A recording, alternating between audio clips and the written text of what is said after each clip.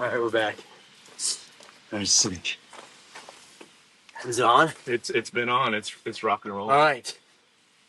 Well, we're back yet again with another Bargain Boys episode 9, sponsored by Janji. It's a special episode, I'd have to say. Our first, maybe our only, but if that's true, it's our best first. Our first guest ever, the Isaac Waite. Oh man, Here he is. Yeah. Here he is. thank you. Very special man to all of us. We were saying earlier, everyone has an Isaac Waite story, and we are always excited to tell it. So that means it's a legendary person. But quick picture into who Isaac is, just from our view. I guess there's a lot of things, but running-wise, probably most decorated, most accomplished trail runner in our area. Multiple UTMBs, multiple 200s, multiple 100-milers, 50Ks, God knows how many out and backs on Cooper's Ridge, or is that what it's called? Yeah. Cooper's Ridge. KT. Yeah. KT, this guy, we were saying this is why they created the heat map. His is the hottest. It is one specific line, the best trail. But And then when you talk those hundreds, it's UTMB. Yes. It's multiple Western states. Not a DNF. Do you have multiple Leadvilles? Just one. Just one Leadville? Yeah. Oh, sorry. Giving you too much credit. I mean, I try. But, that race is basically a gym. These aren't like at your this point. local, just run-of-the-mill hundreds, like biggest races in the world. Yeah. Yep. And what's the one in Comrades? Comrades. Comrades. Yep. Boston Marathon. That's Yeah, where everything. I saw you the first time at Boston. Mm-hmm. Yeah. In the airport in Charleston, West Virginia, going to the Boston Marathon. Yeah. And then we saw you again like 2 other times in Boston, so that was cool. Yeah. Before we get too far in, I'd like to present Isaac with something. Well, now I'm nervous. You should be. It's a major award. Yeah, there's children in this part. I'm gonna show you what it is, and then I'm gonna tell you how I got it. This is for you. It broke a little. This is a token, a medal, if you will, a first guest medal. It's this little brass lamp. Yeah. I'll bequeath it to you. Thank you. I got a bunch of stuff from France shipped to me, and the box was destroyed. Absolutely, I don't know how shipping works these days, but they just beat the boxes to hell, basically. And I had inside of my box of shoes was a small box wrapped in it said repackaging, and someone had thought that, okay, these lamps must have been with these shoes, and a skid of broken down stuff. So I have about 50 of these little. So it's just like random somebody else's shipment. if someone's missing a handmade Moroccan a commemorative lamp. I love it. Mini scale. I will say, don't let your pets get near it. This thing is definitely riddled with 1/14 lead. scale. No, that's awesome. I'm gonna use it as a.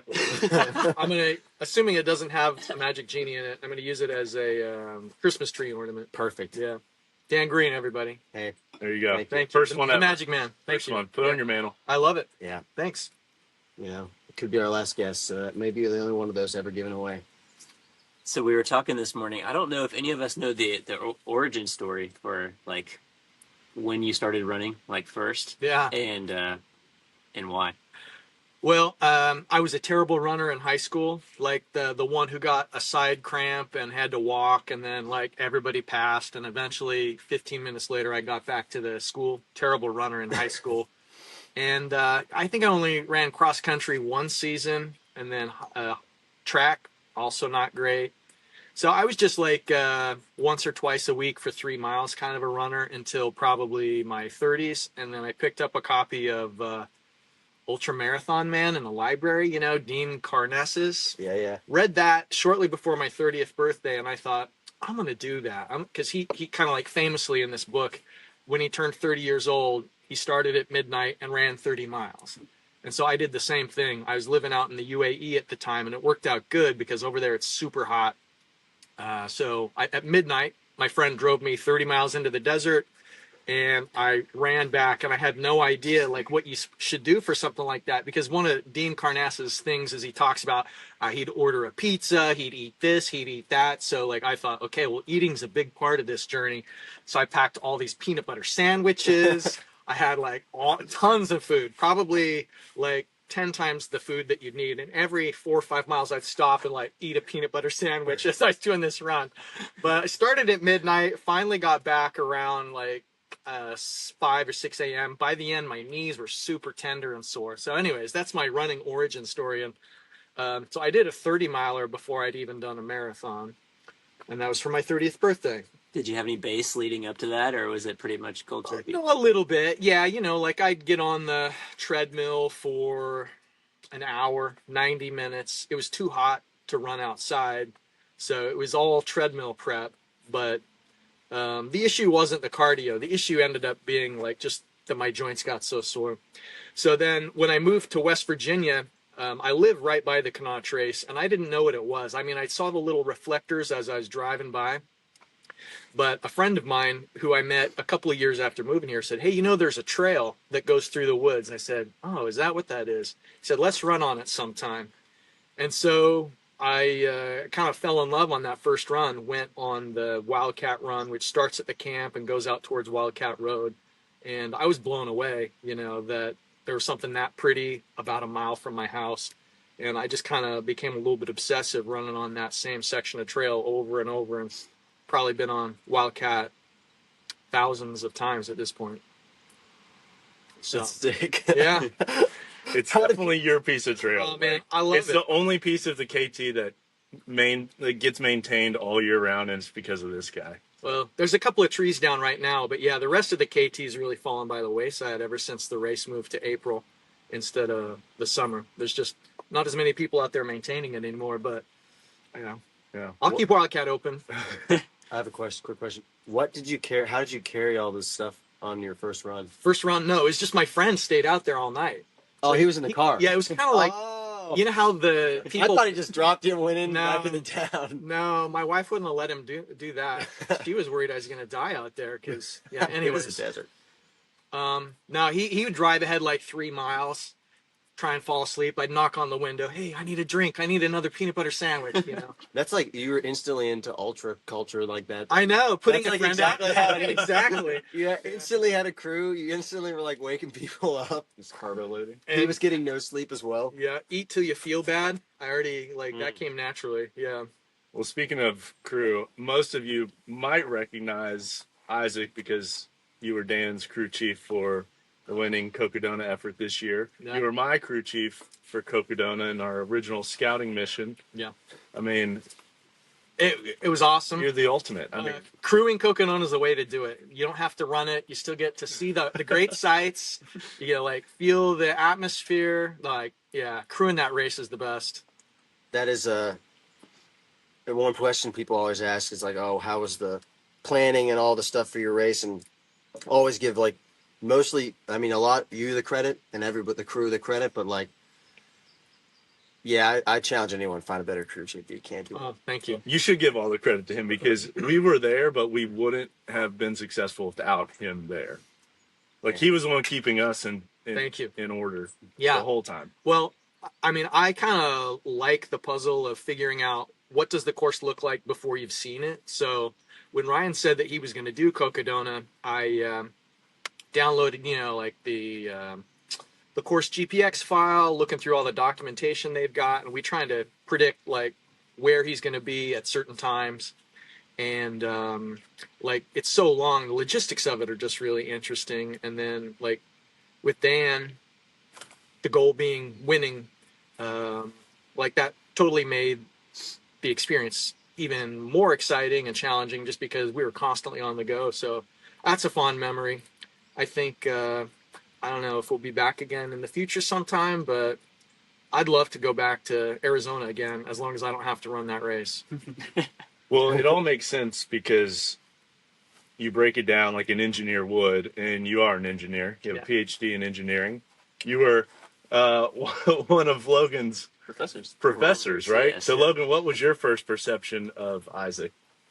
I mean, I knew it was going to be, it was just interesting because, Caleb was my college cross-country coach. I ran with Dan, and then I took a 3-year hiatus and kind of hadn't been a part of this world at all. And then fast forward to Cocodona this year, and we've got Isaac there as well, which was my professor throughout school. So, yeah, kind of two worlds colliding. But I knew it would be dialed. Luckily, Logan was an excellent student, like really neat, really organized, reliable, on time, not whiny, like really defying his generation.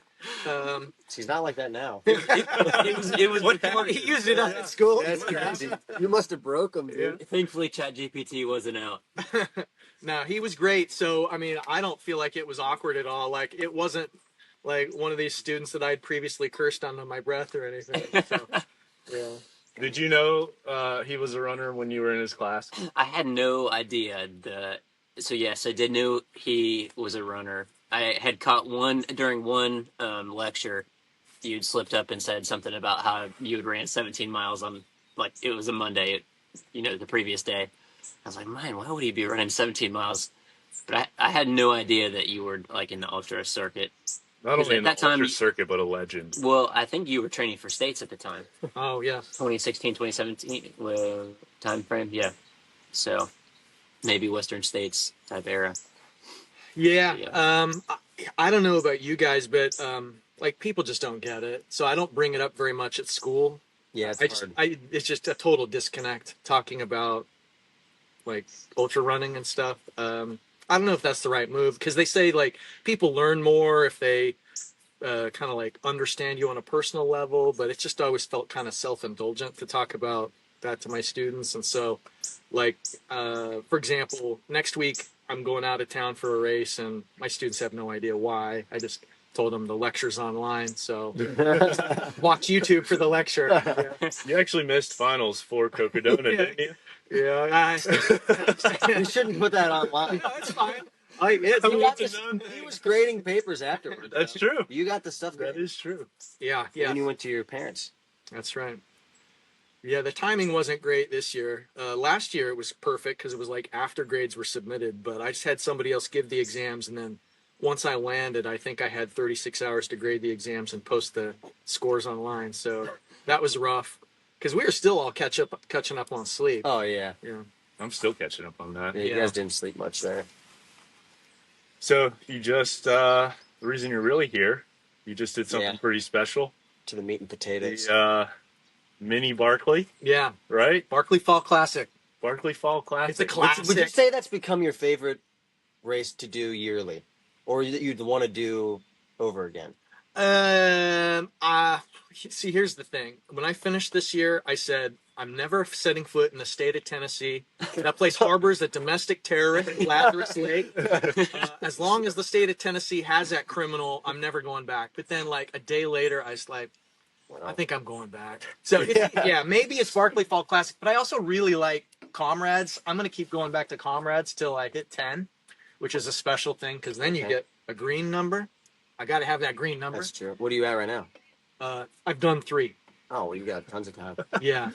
Yeah. So, but I don't know. I love it. Yeah, I'm going to be going back. Yeah. Barkley Fall Classic. Anytime somebody would say Barkley Fall Classic, I heard in my ear, classic, the way Dan Green always says classic. Classic. Classic. I do say that sometimes. Yeah. Sorry. Barkley Fall Classic. With a K. You know, you got to really emphasize the beginning there. Yeah. So a lot of people might not fully understand the Barkley Fall Classic. They've You know, seen you the- see the mileage seen the and you're Netflix like, documentary. oh, it's somewhere between 50K. Yeah, it's a 50K. Yeah. What's the big deal? But kind of break it down for us. Like, give us the profile. Help us The estimated understand. profile. Yeah. So, like, them jerking you around begins with the fact that they don't even announce when the lottery is open. You just kind of have to be checking ultra sign up. Okay, is the lottery open? Is the lottery open? And eventually, word will trickle out on the Facebook group. But they don't tell you when the lottery opens. They don't tell you when the lottery closes. You just have to put in for it. And then it's not a random draw. He's just kind of going through names. Oh, I like that name. Oh, his friend is also from that town. I'm going to pick both of them. So it's just a weird situation. Totally irregular, unpredictable. And it continues because you don't actually know what the route is going to be until you show up for the race the day beforehand. And I thought I was going to bring the map just to show you guys. Not putting it on camera, but just to show you guys. It's like a little fabric map that shows the route, and so you kind of have to sit down with other people and figure out where you're going to go. And there's like these components in the park that it usually includes, like a really steep power line climb, you know, this ridge line called Chimney Rock, and so on. But like the order of things and some of the little side trails, it's not known until the day before. So they call it a 50K, but you don't know what the distance is either before the race or during, because you can't wear GPS. You just have to wear a dumb watch. And some of the other weird rules are you're not supposed to use goo packets. They don't like that because I guess they had litter one year, so they tell you no goo packets. This year, know that. yeah, Goo specifically, or it just says any gel? well, see, that's they don't clarify. It says goo packets, and so I felt okay bringing the precision gel Oh, cap. because you know it's a resealable jar. It's an energy gel, but then as I was making that video that I sent you guys, some guy up on the fire tower is like, "Well, that's interesting." I was like, "What are you talking about?" Well, you know, no gels are allowed. I was like, no goo packets are allowed. So like, I had some like Yeah. trail lawyer trying to take me down during the race. Trail lawyer. You know? Those exist. Yeah. So they got a lot of weird rules, and so there's just a lot of uncertainty. They call it a 50K. I traced the course after the fact this year. I think it was 37.1 miles and 14,010 feet of gain. Golly. So it's pretty steep. And you can't have poles. No poles allowed. Thank you. Yeah, that's another rule. No poles, no GPS, no goo packets. But you can't wear a weed-eating face I was gonna say, what were some of your hacks? You know, Yeah, so beat the brush. Yeah, I've got hacks for sure. So I carried a face shield. I ended up not using it. It's just a little lightweight. Oh man, really? I pulled it out You at one hyped point. this thing up so much. Listen, if I had been up front actually doing the bushwhacking, I would have worn it for sure. I did have on pants and arm sleeves, which I was glad to have. There were just like some bloody cut up people as they went through the briars, but like I didn't feel like I needed the face shield this year. I'm still going to take it if I go again because I think it is a legit thing to have. And then you wear gloves. Just your hands will get cut up if you don't have them, and it's also helpful because you're pulling yourself up a downed power line at one point. Hopefully I don't think it's got power in it, but you're yanking on this thing and kind of pulling yourself up the hillside. So there's some gear you wouldn't normally carry in an ordinary 50K. But these climbs, like these are the same climbs that are in the Barkley, right? Yeah. Like the famous ones. That's So right. it's like Rat Jaw. Rat Jaw, a Meth Lab, and Testicle Spectacle. Those are the three really well-known climbs. And so Rat Jaw is the one that has all the briars the entire way. And this year we got pretty jammed up because we went to Rat Jaw after only about a mile, maybe 2 miles. And so it was pretty early. So people weren't spread out yet. And the thorns were really thick. And the race leaders, I guess they were doing their best to stomp them down because it's just like a thick wall of briars up until the race. And so they have to like knock them down and everything. So we were just kind of like conga line and up Rat Jaw the first time. It took maybe about an hour and a half to get up there. But your boy Matthew Blanchard was there. Matthew Blanchard. Yeah. Took the dub. Yeah. Shout out, The old sit and kick. teammate. The old sit and kick. I look like sitting and kicking at the You look Barkley like sitting Fall kicking, Classic. baby. Sneaky dog. Because there were how many? There were Yeah, 300? No, 405. 405. Yeah. And then this is Started. the real kicker. 405 people started. 405 Yeah, everybody starts. listen to this. 405 people started. How many finished? 20. That's nuts. 20. And you were number what? I was 14. Yeah. 14. Dude. Let's go, baby. Insane. Let's go. Thank That's We where, had no doubt. We where had do no you, doubt. Where do you even drop out on a course like that? you. All right, so How does it? here's you the said there breakdown. was a bus of shame. There's the bus of shame. Yeah. Oh, no. Sorry. Bus of disgrace, it's Yo. called. Disgrace is worse than shame. Yeah, it And is. listen, I was running on the course. When the bus was rolling up, and I pointed at the bus as it drove by. Yeah. Yeah, okay, so, Just thumbs down. Yeah. yeah, they got to know. The bus of disgrace. Yeah, so people drop in two different ways. There's, one of the aid stations had the bus of disgrace. Some people would drop out just wherever and have to walk back to the prison, because that's where it started and finishes, was at Brushy Fork State Prison. But about, I don't know, 190 people got what's called the marathon finish. So, you know, you're running all around. You do approximately a marathon, and then you get to a decision point. And as long as you're at the decision point before 10 and a half hours, you can continue on an attempt to do the 50K. But a lot of people got to the decision point and they realized, I don't want to go do what I know I'm going to have to do. So I'm going to call it a day and get the marathon. So for the marathon, they give you a little dog tag. It doesn't count as a DNF. In your eyes, it is. It's not a DNF. Technically, it's not a DNF. It's not a DNF, but you're not finishing the 50K. So, I mean, you're finishing something. And if you look on Ultra Sign Up, they have results. No, they've got results. Okay. But, I mean, it's a smart move for a lot of people, especially because one of the things Laz does is he gives you, like, there's cutoff times. The cutoff times are kind of a joke. Like, he's tempting you to think that those cutoff times are fast enough. Because, you know, at a normal race, if you keep ahead of the cutoffs, you're going to finish, right? So he lures you into a false sense of security, and he says, all right, the cutoff for the decision point is 10 and a half hours. So that's definitely not enough time to finish the rest of the race, because you've got 13 hours and 20 minutes to finish the whole race. So a lot of people realized, he's just been jerking our chain all day long, so I better go for something now, get the finish, the marathon finish. I can attest to that. Yeah. When I ran Sterling Gym, and him and his buddy were in the car. He was in his car following us, and he would meet us at different mileage markers that they had significance to. Like, sometimes it wasn't even like the 10 mile, the half marathon, the marathon. It was just like random distances that had significance that they kept record of the whole history of the race. Every time I passed him, he's like, "That's the last hill."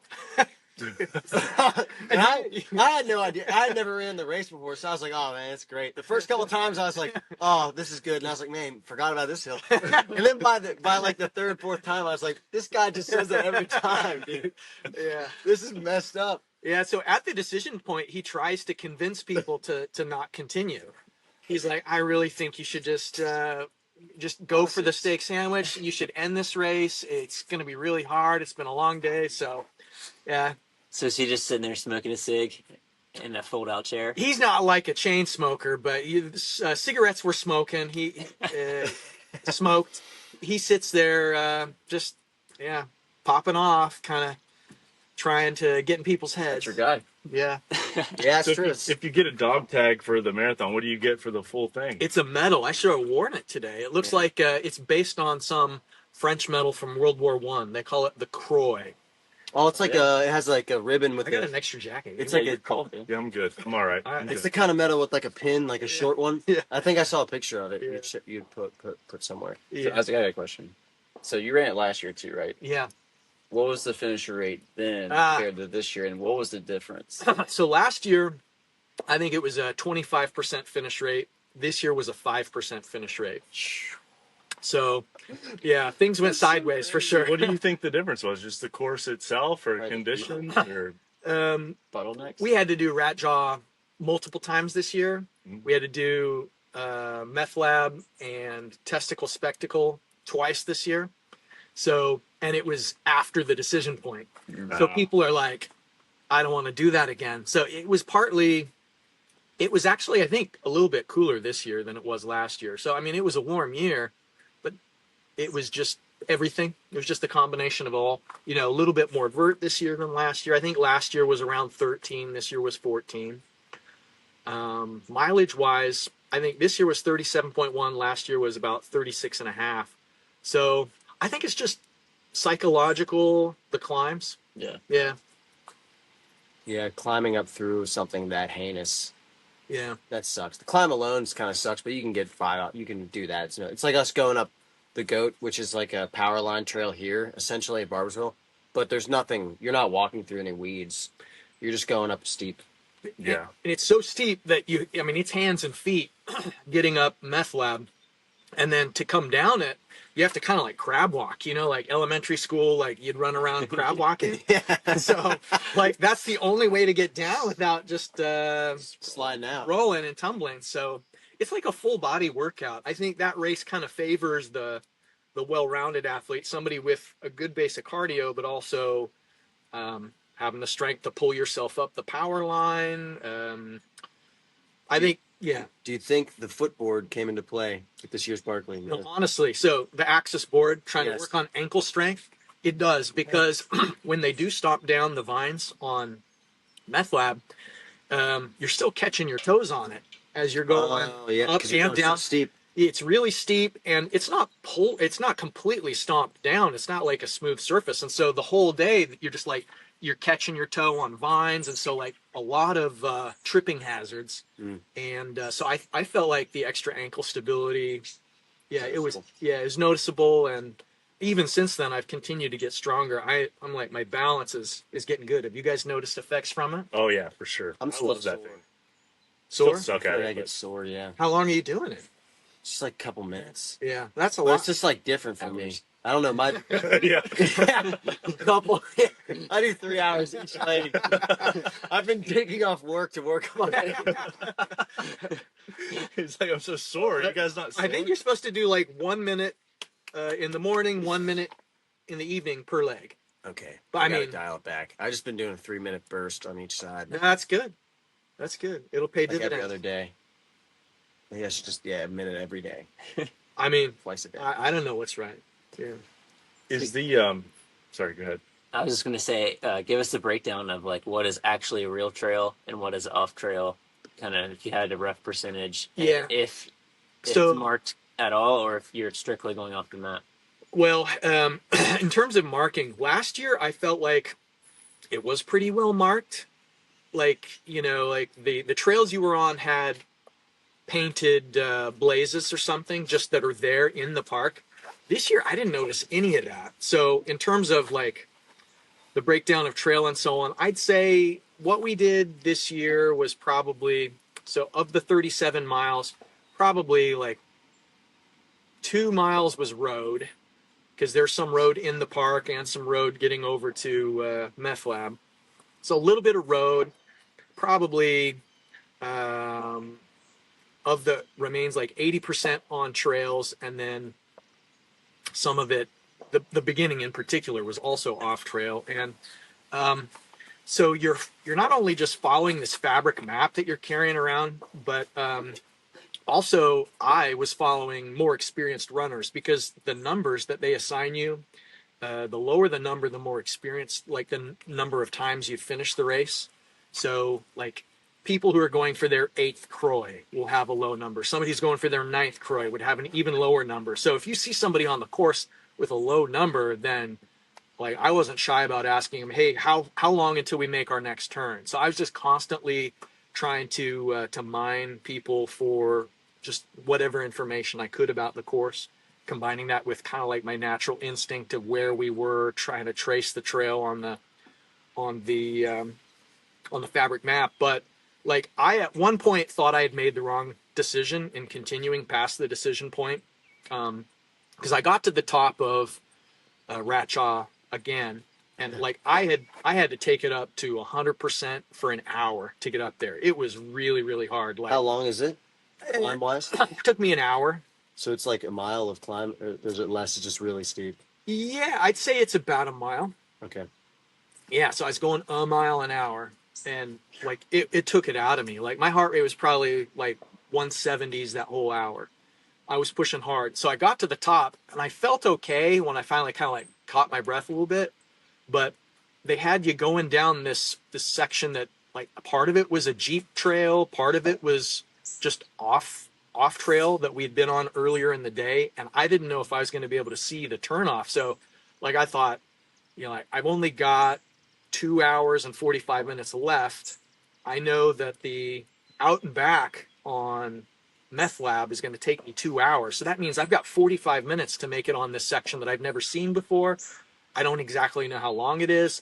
It's not enough time, you know? So I started down this Jeep road, and like I asked somebody how long until the turn. They said about a mile. and I like ran for 20 minutes down this Jeep road. And I was like, well, that was way more than a mile. I had to have missed the turn. And so, like, I'm sure there were people who could have finished the race, but they just are in a similar situation to that, where they miss a turn or. Then you're just too broken. You're too Yeah. broken down. And there's no course markings out there. You're just following a map and someone's word. There's a little bit of course markings in certain places. So I don't want to say that there's none. Like, probably in the whole day, there were 7 or 8 places that the course was marked out of 37 miles. And so the way I did recognize, I was on this Jeep road and I was looking at the map, and the map just kind of had a really sharp squiggle on it. And I got to a part on the Jeep road where I was like, okay, now I understand what this map means. This is like an intercepting other road, and then the trail I'm supposed to take is shortly down that other road. And then there were a couple of streamers from earlier in the day. So I got lucky. If I had just like been in a zone and running hard down that trail, it would be really easy to miss it. But yeah, Are people pretty easy to give information? yeah.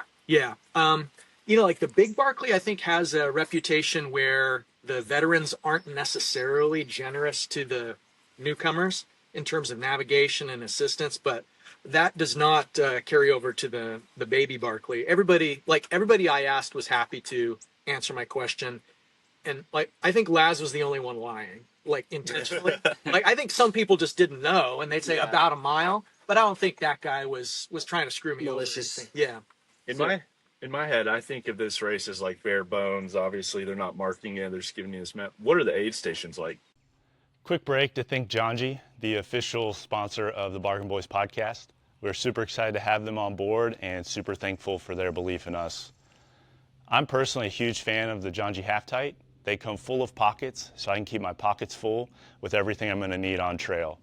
I've used them for all kinds of races, from the JFK 50 to the Cocodona 250, and they've worked flawlessly in both of those situations. Use code BARGAIN and save yourself 10%. Thanks again to Janji. Back to the show. Yeah, bare bones. This year they just had water, no electrolytes, and that's probably like another challenge factor for some people, is that I'm sure there were people who didn't have any electrolytes with them. Did you know that prior?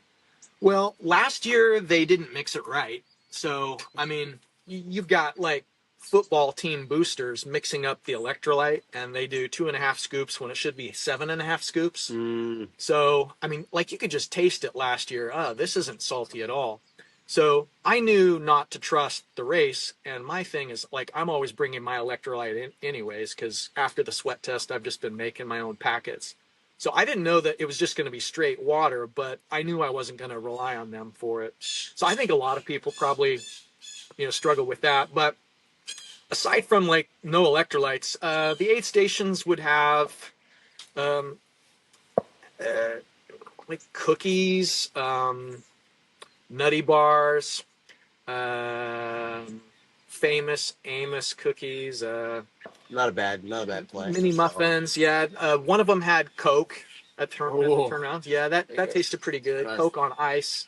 They even had ice. They had ice. That's bougie, dude. And they put it in a cup. You didn't have to use a stupid collapsible. Bring your own Oh. flask. Yeah, there's nothing more infuriating than the cupless beaker? race. A soft beaker. Yeah. So, Agreed. I mean, like, there's enough stuff there to eat, but I was still carrying all my food. And so there's no drop bags is another thing. So I was carrying my whole day's worth of food with me the whole race. The drop bag is usually your play. Yeah, I mean, I'd love to have a drop bag. There aren't any drop bags on this. And also, the aid station volunteers are told by Laz, don't let these guys sit in your chairs. Don't let them sit on the bed of your truck. If they want to sit, they can sit on the ground. So, like, Nice. not a, that's just part of it. It's not a super homey experience. Yeah. So there's really no crews allowed anywhere either, right? Yeah, crews aren't supposed to be there. I did see a guy with the crew, and everybody's kind of grumbling about it after the fact on Facebook. But yeah, crew's not allowed, drop bag not allowed. You're just kind of out there on your own. Set up to fail. Aren't you sad you missed it? How would you even I do was that? sad, yeah. Yeah, Yeah, you were gonna potentially do it. I was going to do it.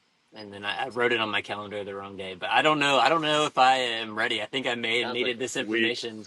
Soft. No, I like you definitely need to go into it realizing that they're kind of jerking you around a little bit. But honestly, as I was there, I was like, I wish the crew would come check this race out, give it a shot, because I think you guys.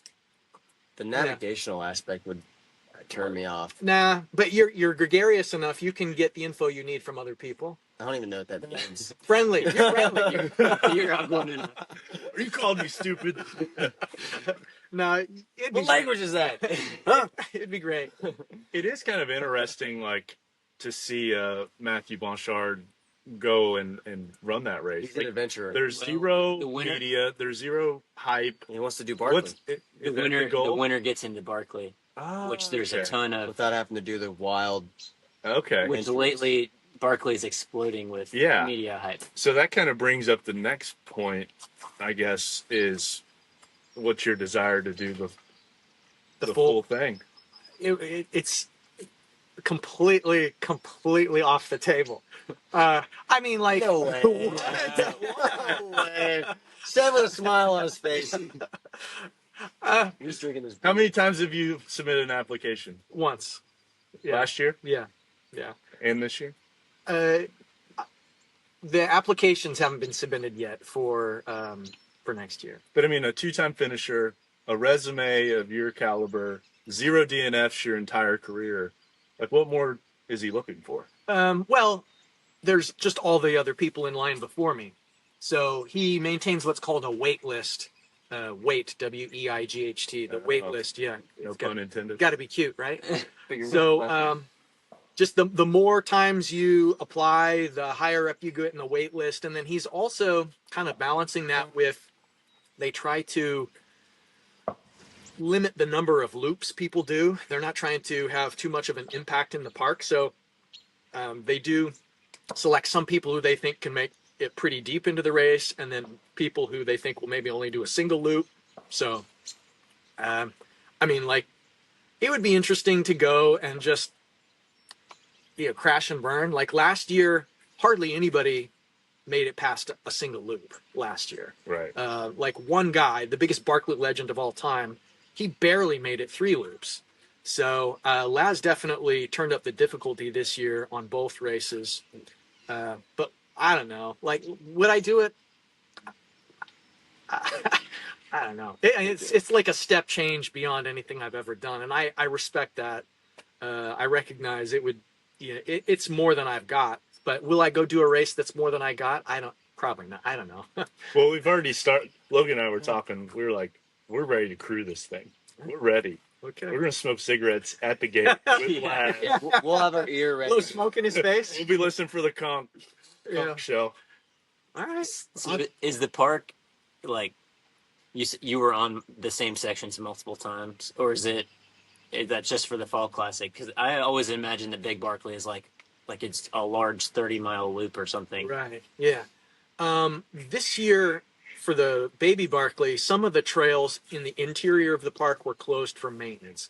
And so that's why I think for the first time ever, we were starting and finishing at the prison like we did. Ordinarily, the race starts and finishes at like the area near the visitor center.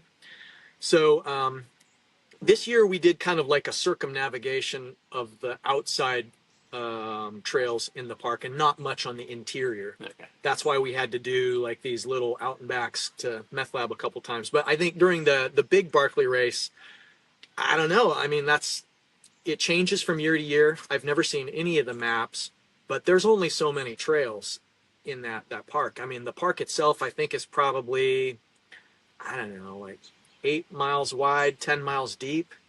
So you're just kind of. It's not like Yellowstone or anything. I think you're winding around.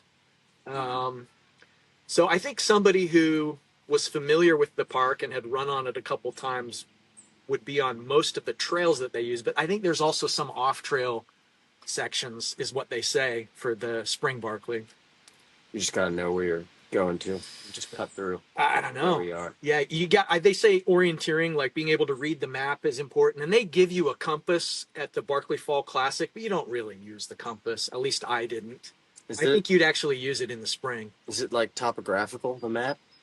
Yeah, Yeah. That helped. I mean, that's Yeah. you'd need that, I guess. So yeah, it's got the contour lines on it. It shows all of the roads and trails in the park, the map that they give us, and then you can order a map of the park, like from the Tennessee State Park Service, that has all that same stuff in it, and maybe probably a better resolution than the printed fabric map that we got. Yeah, fabric like floppy fabric or like stiff canvas. Not like it's like t-shirt. It's an old pirate map. a little thicker than a t-shirt. That doesn't. Why is that even the choice? Why is that the? Well, you know, it folds That's up nice. It's more resistant to sweat than a paper map would be. So You, yeah, like get it wet and like stick it against a tree. And, you like, could sure. like, hey. Yeah, or make it, you like make your shirt out of it or something. Yeah, yeah, Yeah, just do a reverse print on your shirt and you're just Look walking around down. like this. yeah. I mean, there was a time when I was holding the map as I was running, and like as I'd go on the trail, I'd kind of like move like I was pinching it in the place where I thought I was. And so I'd look down and be able to find my place really easily, because you don't want to keep looking down as you're trying to run. So you pick up some interesting skills at that race that I don't think have any transferability to any other event. Do you get to do much running or is it mostly hiking?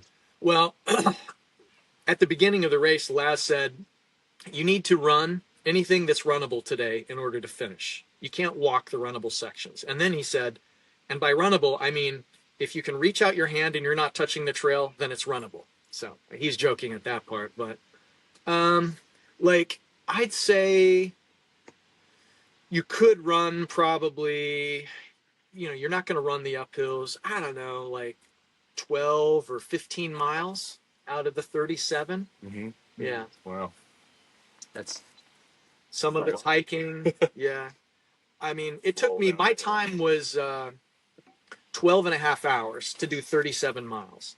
So that's almost exactly 3 miles an hour.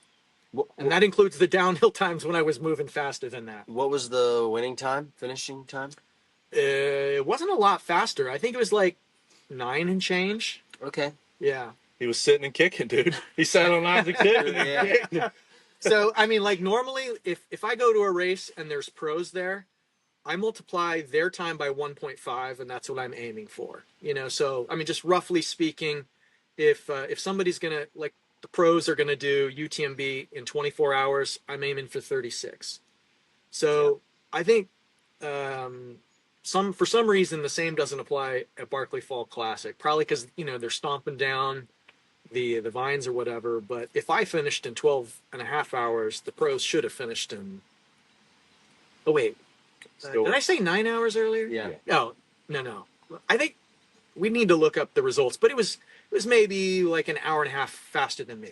So over like 10 and a half, 11 hours. Yeah, yeah. Okay. So my overall point is the margin, like the ratio didn't hold on this race like it ordinarily would. Yeah. Well, when you're walking that much, and it's not because of, it is sometimes because of terrain, but because of just the foliage. The trail doesn't exist yet. Yeah, it does. Yeah. Yeah. Yeah. That's you. No one's moving any faster, regardless That's right. of their skill. Yeah. It's the great equalizer. Yeah, brush is the Right. great equalizer. Yeah, that's right. Oh, and another time is like when you're climbing up the fire tower and you're like, you know, shoulder to shoulder with other people because you've got. Yeah, I all the saw way- that. What was that about? Well, your bib punch at the top of Rat Jaw is a big fire lookout tower that they've got, and you have to go to the top to get the bib punch, and then the people who already been there are coming down, and it's like one person wide. So You know that thing's not made for that many people. too. probably not. It's like, yeah, swaying a little. yeah. Yeah. Did you look up 10:20 the was results? the winning. 10:20 Okay. was the winning time. 10:20 was the winning time. And 10:24 was second place. Okay, so I was 12 and a half, 10:20. So yeah, Checks. Matthew, he's got some fat on the bone. He could do it faster next year. Oh yeah, Do you think he's that fast in the, general. the Fall Classic is worthy of like specific training, or that you have to do specific training to finish it, or is that just part of your 100-mile Kodiak lead up? I think you need to have some things to be confident at BFC. I think you need to have some things in your quiver that you maybe aren't doing for other races. Like I think strength training is very useful there. So I don't lift a lot, but I lift a little, and I think it really came in useful there. You know, like arm strength, core strength. So I mean, that probably isn't necessary in a lot of 100-milers to have like core and upper body strength. So I think that's important. I think you need to have a better understanding of electrolytes than you would for an ordinary race. Because I think at an ordinary race, you could probably get away with just drinking whatever electrolyte they've got. You're not going to have to mix it up yourself. And then, the hill repeats we did on Cooper Ridge Road, like those are really useful for the Barkley Fall Classic. The gain is almost exactly the same on doing repeats at Cooper Ridge Road. The gain ratio is almost the same as the Fall Classic, where I got 14K in 37 miles. If you do Cooper Ridge Road, that's 10K in 30. So maybe it's a little bit less, but it's pretty close to the same. That's the whole crazy training situation in and of itself. You got you running up Cooper's Road. I don't run it. But We were talking about that this morning on the run. What is your longest bout on the hill? I did a 50K once. How long is it? I think round trip up and down, it's about 0.8 miles. So 300 feet. 300 Is that feet. 10,000 feet of gain? Or right at? 10,000. You get 10,000 feet of gain in 30 miles. So I did 32 one time because I wanted the 50K. On a 0.4 mile hill. Yeah, it's you got to have a good podcast to get through something like that. It's kind of fun, honestly, especially if you have a group. Now, Yeah. you go out there and do it by yourself because you're a psycho, but like when we go out there together, It was good. time flies by. Yeah. It's a lot of fun. It I'm really is. jealous. I wanted to be. I need to be part of one of those at some point. Yeah. After what we need to do one this winter, like when nobody really has anything, and we can just go destroy ourselves. I think doing anything like that is probably good at any moment. I mean, not like Probably not good three- JFK training. Well, not 3 weeks out from the race. But, yeah, Yeah. it's not going to make or break you. I mean, you just keep your heart rate in zone 2 the whole time. It's like doing the stair climber. You're getting some pole practice. Yeah. And, it's really good for testing, like, your electrolyte mix because you're going to sweat, like in the summer. It's pretty exposed. So it's good to kind of like audition food and drinks that you wouldn't necessarily need on a 20-mile Sure. road run or something because, like I'll be out there for 7 or 8 hours and, you're going to be sweating a lot. You got to eat. So it's useful training, I think. You can have your stuff set up down at the bottom. Yeah. As much as the benefit of climbing, it was probably equally as beneficial mentally. Yeah. Oh yeah, if you can The do just 30 mental miles. suffering of repeating a 0.8 mile hill Yeah. for And 50K. if you mentally know what 100 vertical meters is, because Cooper Ridge Road's 330 feet, that's exactly 100 meters. And so, like when you've got to climb somewhere at UTMB, all right, they'll say that's a 1,000-meter climb. I already know what 100 meters is, and so I've been up and down Cooper Ridge Road 10 times, no problem. That's So so it just true. kind of demystifies climbs if you already have like that increment burned into your memory. That's so true. Yeah. We know. well, congratulations, man. That's huge. Thank you. So you have another race already on the horizon. Yeah. Like Talk 2 us- weeks, Talk right? us through that. You're 2 weeks out from Kodiak. No, 1 week. 1 week out from A week Kodiak. from today, I'll be Dang. done. Yeah, it starts on Friday. So today's Sunday. Kodiak starts on Friday, I hope. The big issue with that is they haven't published the runner's guide yet. You don't even have the course, right? They have published the GPX file of the course, but they haven't said if it's final or not. They keep saying check back. This They're may waiting be on- final. The government shutdown may have messed things up. Things were messed up before the government shut down, but that definitely did not help. Yeah, there were some fires on the course that they normally use for Kodiak. This is in Southern California, up at Big Bear Lake. So it's like by Riverside, San Bernardino, that area, the Inland Empire. So there were some fires on the course, and I mean, like I always thought UTMB is a pretty professional organization, like really locked in. I would have thought they'd like, regardless of the fact that there was fires, I'm kind of surprised that they hadn't finalized the course. But then, yeah, federal government shut down. So assuming that things go as intended, I think it starts at noon on Friday, which is a really weird thing, starting at noon, but it does.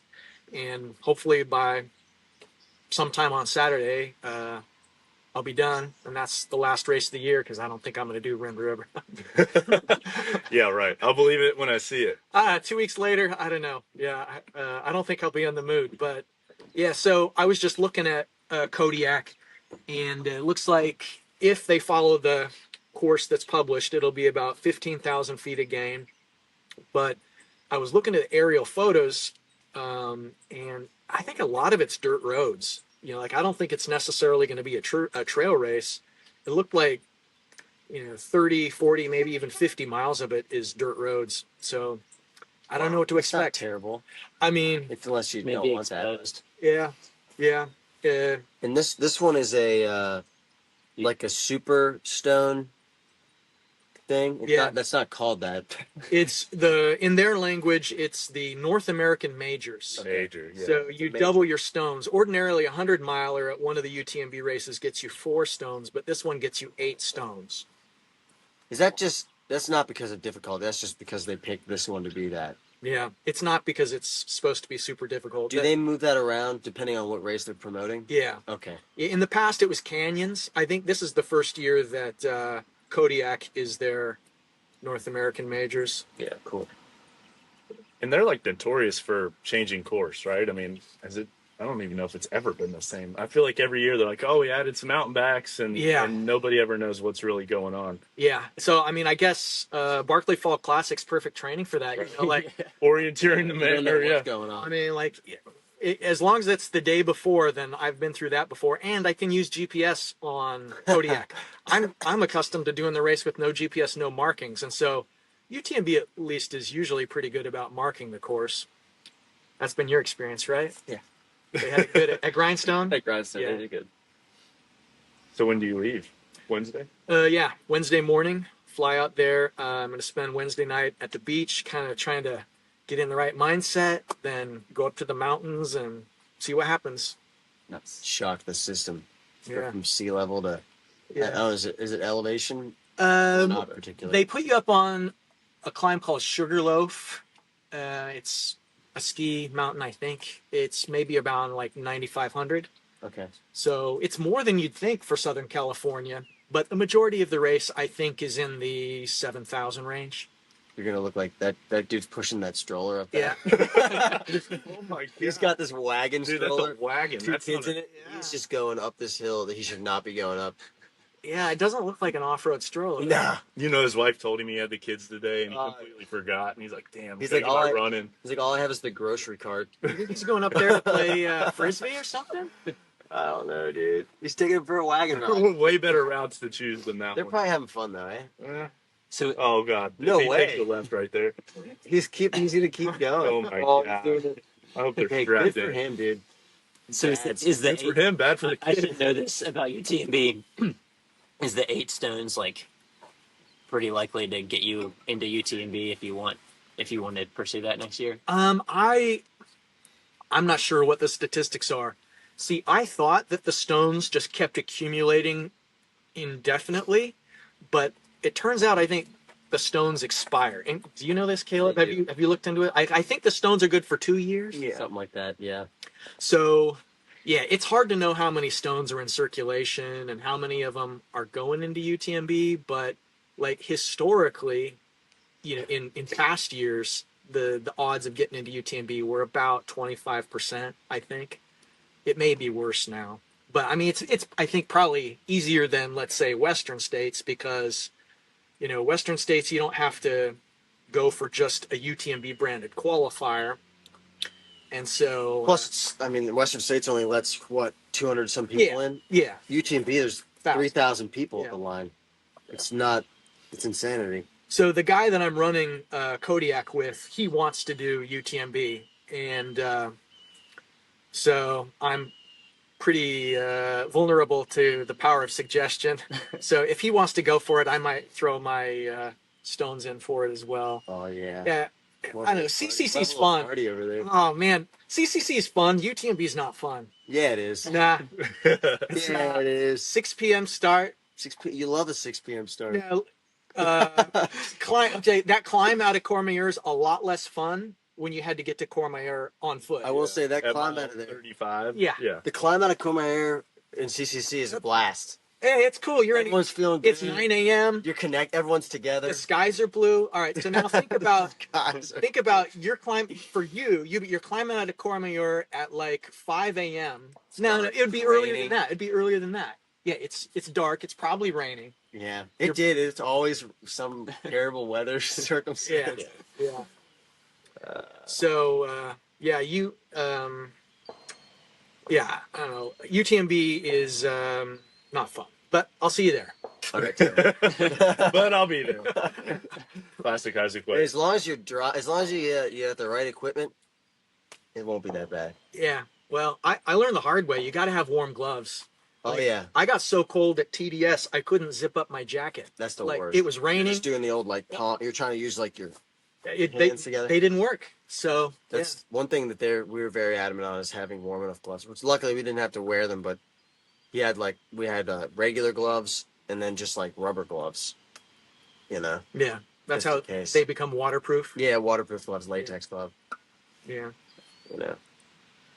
We did that at Cocodona. We had that one set of really thick gloves I would wear. Those were awesome. I had these like really huge. Yeah, were those wool, right? Yeah. They Wool? they weren't wool. They were like these Mountain Hardwear, like really thick fleece gloves, but they were just like. I don't even know how you gripped your pole. Yeah, I saw. Just like, Well, once you put those things over top and you just click in, you don't have to. that's true. I was just like. Swan hands. Yeah. Your hands were warm though. So for Barkley, not to backtrack. Go but back, maybe. Is it Look at that. leather gloves you're talking? Like, Some people wore leather. I wore like mechanics, the kind that you'd use to work on your car because it's more breathable. I thought leather would just be sweaty and gross, but I did have some thorns penetrate through my gloves with the fabric mechanics ones, but not too bad. pants, same like tech pants, or I just wore like cheap nylon pants. Most people don't. Most people just are perfectly content to get all cut up and stuff. They think it's like part of the experience. But like what I realized is when I went to meth lab, I took the pants off, but there was some brush, and I was going slower because your body naturally is going to go kind of gingerly through terrain that you're getting injured from. So I think you can go like with more gusto through the course if you've got a little protective gear on. Yeah. You feel just a little bit safer. Yeah. I'd be out there in just full Carhartt bibs. Yeah. Just like Hey, crushing through Yeah. there. Yeah, like maybe chaps that you'd wear for chainsawing or something. Yeah, that's right. That's right. Yeah. Wow. It's wild. I don't know. You tried to talk us into it. It I sounds. want to go do it. It sounds. I'll do it. It sounds worth the I was in. adventure. I just You tried to. Yeah, you tried to commit. Here's the thing is I think probably the lottery will open in the next few weeks. But they give you a 90% refund if you drop out by like June or something. So yeah. you put in for the lottery, and like we don't know exactly what's going to happen next year until December anyway. December's lottery season. But like if something comes up where you can't be at Barkley Fall Classic, then you just withdraw, get 90% of your money back. Yeah, it'd be fun too because, well, that's a nice feature, but also it's kind of like I had this thing I wanted to do. There's a Richwood Triathlon. I was like, I should do that and not train for it at all because it would be like a long day of just like effort with no pressure because it's not what I do. Yeah. Yeah. It would just be fun to be like suffering all day and no one knows what you're doing, who you are, what anything. Barkley Fall Classic seems similar, but it's just the running, which is nice because it's so heinous. There's like just being out there is the journey. Yeah, being out there's the journey. No pressure. And there's also no pressure because like there's just so many places you could take a wrong turn. It's not like questioning your athletic ability. It's just you took a wrong turn. There's people who are like legit strong, great runners who don't finish just because of some fluke thing. So that does take the pressure off. I think that'd be fun. We're like a bunch of little ducklings just following the mother. Yeah. All of us just following Isaac for 37 miles. Let's do it. We're strung together like we're climbing Everest. We provide zero value. We're just like following Isaac. You guys, you wouldn't like it because I'd just be nagging you about your electrolytes and your osmolality. You get tired of it. Yeah. but we would know by the end of the day. Yeah. You do still create your own electrolyte mixture. I make it. You seal it into the packages. And Matt Young gave me a little like crimping iron kind of a thing that I seal it with. I don't have to use the clothes iron anymore. It works good. Yeah. Nice. Yeah. Sophisticated. I just made up 24 of them. yesterday to take to Kodiak. So hopefully that's enough. It'd be interesting if you could figure out how many of those packets you've made and how much money that has saved you. Oh, yeah. Well, I think I took 50 or something to Tahoe. And so, I mean, I guess those packets aren't that much, right? Like if you buy a liquid IV, that's $1, right? I mean, maybe, dude, liquid IV to buy a box of liquid IV, there's probably only 8 in there. It's like over $10. A serving of scratch in the little travel packets is like $1.98. About $2. $2. $2 a serving. Yeah. Really? $2 serving. Yeah. So you're looking at $100 versus probably like $28. Well, I do it because I'm cheap, yes, and also because I want exactly a certain amount of sodium, a certain amount of potassium. I want to know exactly how much calories is in there, so like I have complete control over it. And Yeah, that's great. Unflavored. yeah, no flavoring, just sugar flavored. Yeah, That's flavor enough. yeah. I just get tired of stuff if I have too much of the same flavor all day long. Yeah. So unflavored's easier for me. Well, what does a perfect 2026 look like for you? Starting off 2026 in Hawaii, doing Hurt 100. Right. Thanks to your suggestion. The ankle board will come into play there too. Absolutely. Yeah. I mean, I think having strong ankles before that race is key. It's pretty rooty. So I haven't figured out my hotel or any of the details yet, but I'll get there. Traditionally run the Crush Run in Hurricane, you know? Shout out. That is a classic. I love the Crush Run. Yeah, I'm man. not gonna lie. February. It's a competitive field. Sydney and I got the first place among the crushes because you guys weren't there. My Sydney and I will go we went once. Yeah, I know. You guys Jack were the has a winners. crush now. He has to go defend his title. Really? With a crush. Well, I don't know if this crush runs. I mean, you never know. You may be Big Barkley in February. Is that February? I thought it was March. Into March, Maybe I is it think. March? Yeah. Okay. So, Hurt. All right. So lotteries I'm going to put in for next year. I'm going to go for the Leadville lottery, which is stupid because you have to have a gym membership to run Leadville. I'm going to put in for the Western lottery. I think I'll have enough tickets for like 9% probability next year. I'm going to put in for the Hard Rock lottery. What if they all hit? Which it's open. It's open now. Hard Rock's open. Yeah. I already did. Yeah. I put in for the lottery. And then maybe something with UTMB. And then I'm going to do Comrades unless, I couldn't do Comrades and Western. It wouldn't be compatible. But, assuming I don't have something else in June, I'll go over to South Africa for Comrades. That sounds cool. Yeah, so I'm going to start hassling you guys about that pretty soon. Yeah, I might go to Comrades then. There's no way I'm doing Western again, so Comrades would be fun. I'm free. I'm open. It's a good trip. I mean, the flight to get over there is kind of hard, but, I mean, once you're there, great food, beautiful country, friendly people, English. low prices. People speak English of a sort. The race itself is really cool, You said Yeah. that there's pretty high energy the whole time, right? Like it's like a 50-mile barbecue, like kind of like a parade route situation where the people who live along the course That's are so cool. just out there hanging out, cheering. It's good vibes. Did we just commit? Are we all going to Comrade? 26? Awesome. Yeah? Yeah. Caleb won't be. He'll be going to Western. Oh, yeah. That's right. I mean, that would be great. But That's right. Well, you'll have a chance regardless. just did both. Whether through the lottery or otherwise. The team had a chance. Yeah. So Hey, it only takes 8 tickets, man. It only takes one ticket. Four- sometimes. one For ticket, This yeah. guy, right? There's people who get on one ticket. I've got in on two. twice. No, I got in on 2. 2 tickets. Yeah, and then I think 4. So It's so crazy. So all you out there listening with 156 tickets, we're sorry. This guy's ruining it for everybody. so Freaking bump your numbers up. well, That's sick. we appreciate you coming and sharing your knowledge. it's an honor. Yeah, For I'm a big sure. Bargain Boys fan. So, but I heard that you got some competition. Let's see. Somebody told me that there's the Great Value guys. Oh, the Buggy Boys, yeah. Buggy Boys. Lewisburg. Matt, Adam. Maybe the Barter God. Boys soon too. Yeah. Barter Boys. We're talking about bartering. Yeah, the barter. Dan's going to start trading me Morton gels for sourdough bread and eggs. Yeah, Yeah. yeah, Yeah. good. It's a good system, So Morton jelly. What else was I gonna? Oh, Sydney. I was gonna have Sydney make banana bread. Yes. Ooh, that sounds good. She made a whole pan of it. I should have brought some today, but I didn't. I'm greedy. He's like, it's actually all gone. She'll take it to the freaking. She's been making stuff and taking it into the. What are they called? hospital. Yeah, but the other the people that are. I want to say receptionists. It's not Residents? residents. Yeah.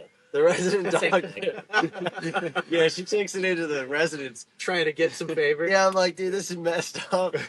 She's like, I come back, I'm like, oh, you made no-bake cookies. She's like, yeah, I'm taking them to the hospital. I'm like, great. Let me snag. But I get a couple. What do you bake? Bake? Yeah. I don't really bake much. I don't bake any confectionery things like that. Confectionery. What does that word mean? It means like pastries and cakes and things. Okay. I bake one cake a year. I bake a cake for Sydney on Valentine's Day. There you go. Nice. And I call it the I love you cake. And I put frost atop. It's, That's good. one of the things I do. I spent a whole Christmas season at Great American Cookie as the cake decorator. So if you ever want me to spice that thing up, man, You pretty good? I can Give squeeze us a some piping icing. bag. He's just gonna pull I can that out of squeeze the some icing. quiver. We'll change those tips out.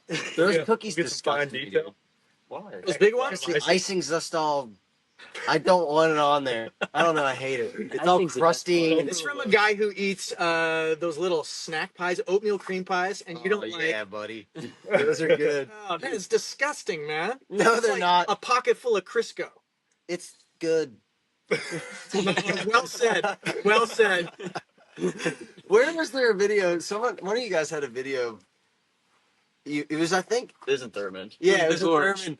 And They're all you're like, mashed up. you're like, it doesn't matter how smashed out they are. It's still oatmeal cream pies. Like cream pies are cream pies. Yep.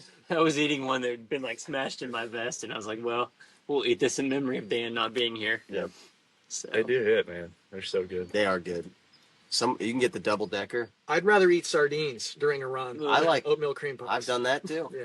I had a can the other day. Well The done. last can of canned meat. I got to go resupply. Yeah. It was in the hot sauce. Yeah, hot sauce is key. What a combo. I just straight out.